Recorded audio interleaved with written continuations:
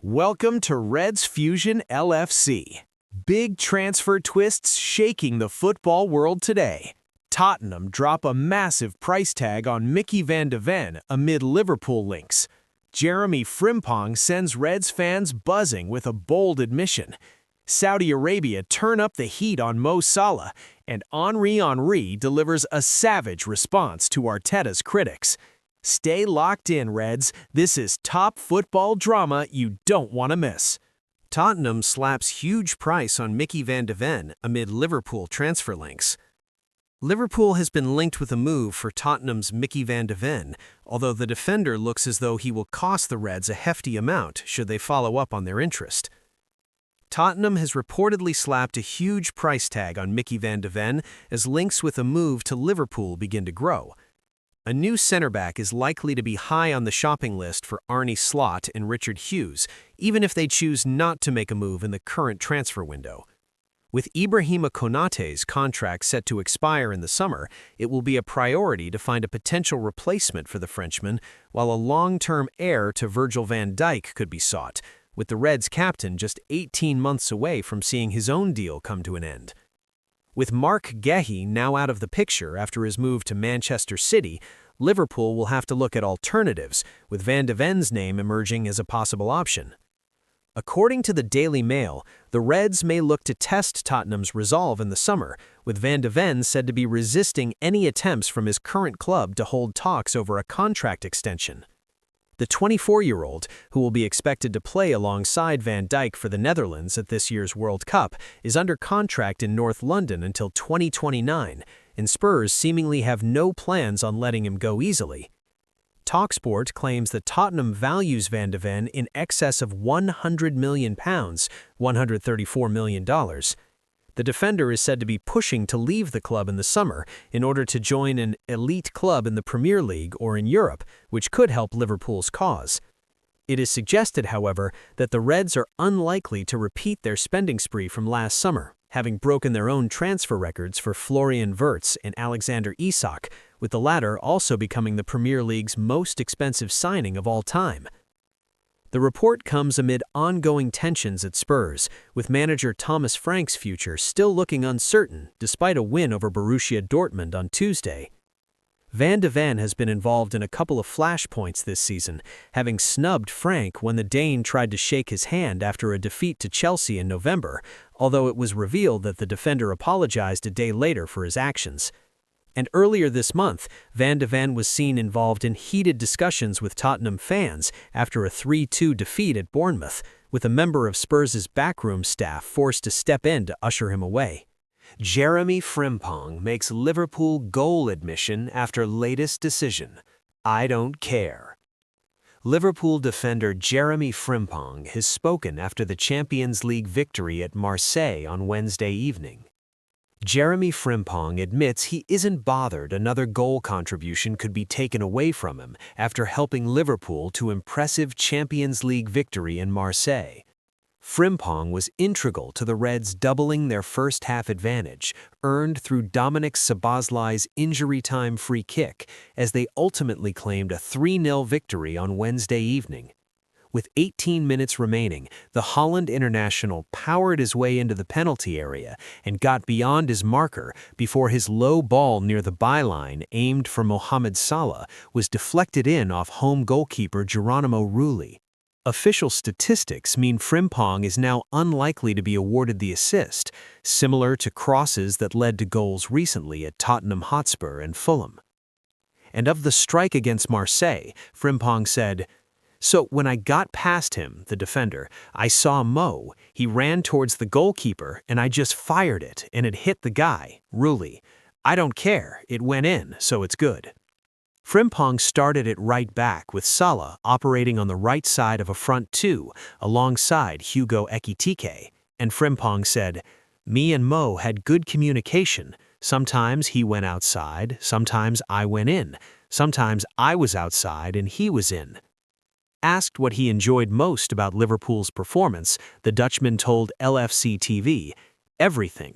We defended well, we attacked well, we played well. Nothing went wrong. I don't think we conceded that many chances. It was a well-deserved win.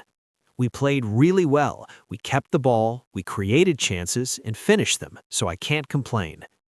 Frimpong also spoke to UEFA.com after the match, during which he discussed Liverpool's recent form in general, with a 13-game unbeaten run hampered by too many avoidable draws.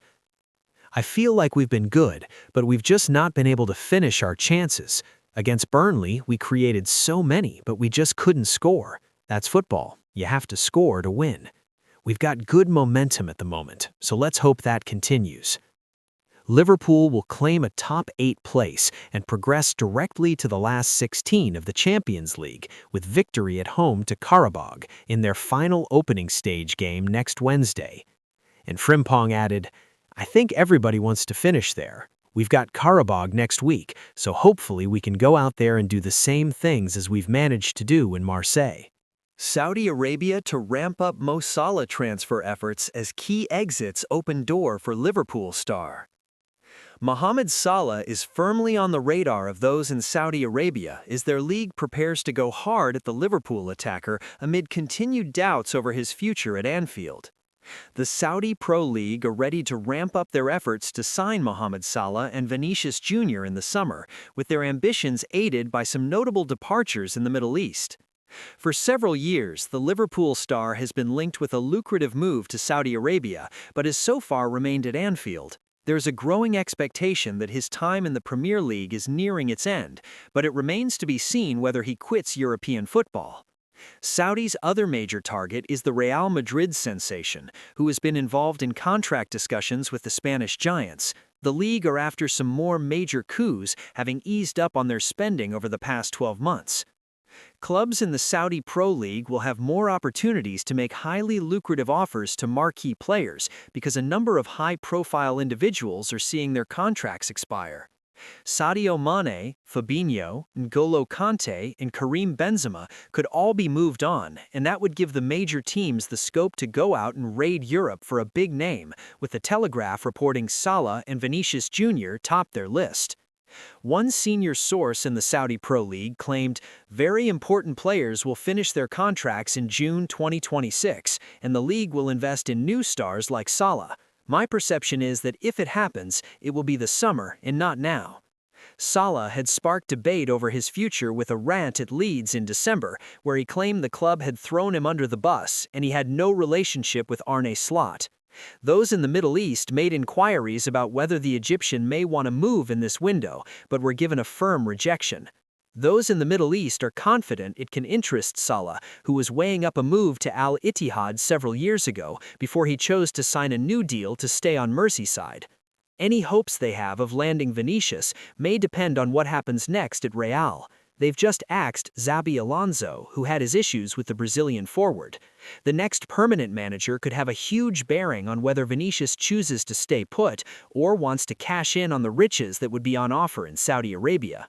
Thierry Henry fires back at Mikel Arteta critics with brutal truth as Arsenal hire Liverpool guru.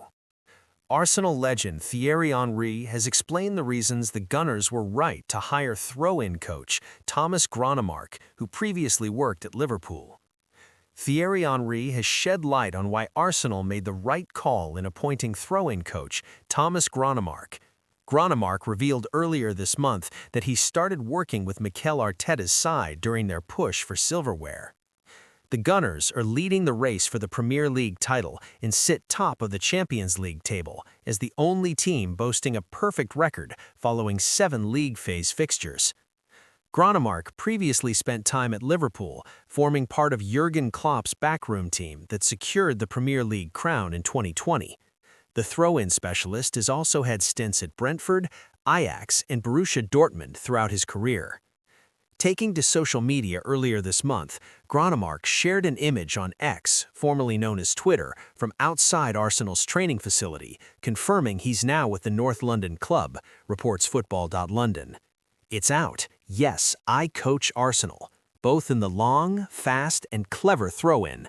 No more comments at the moment. Arsenal icon Thierry Henry has now clarified why he understands the Gunners' decision to bring in Gronemark and why he believes it could prove important over time. No, not at all. Henry told Betway when quizzed if football is becoming overly complicated. I think we're not doing enough in football compared to other sports. Why is there only a specific coach for only one position, goalkeeping? Is defending not an art? Is being a midfielder, making assists, defending as a team, being a striker not an art? When a striker is struggling mentally to find the net, can you not have someone to speak to him or teach him something? We all know that specialized coaching works, because without set pieces, Arsenal wouldn't be top of the league, because our top goal scorer is on 5 goals. So why don't we have position coaches?